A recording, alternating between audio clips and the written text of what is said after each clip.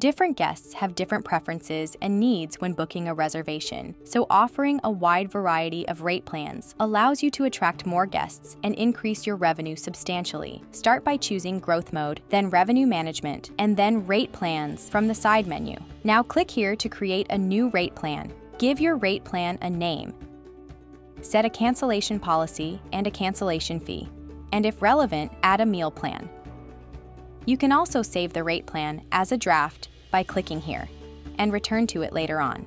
To continue, click Next. Here, you can set your price adjustments and advanced availability restrictions, such as the booking window, the advance notice required, the minimum and maximum nights, and decide when this rate plan will be available. You can also turn this toggle on to exclude up to 30 specific dates from this rate plan.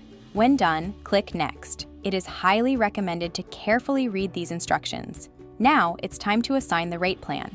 If you don't want the rate plan to apply to all of your listings, click here, search, or choose the relevant listings. Click Done, and then Next. Now, go ahead and choose which channels you would like to sync this rate plan with, and then click Activate Rate Plan. Keep in mind, once a rate plan is created on all of the selected channels in the assigned listings, its cancellation policy will replace any other existing policies. The pricing and availability settings will replace any previous settings in the listing or in rate strategies. You can see all of your rate plans right here and filter them by status, channels they are synced with, or their cancellation policy. Get a full view of a plan's details with a simple click.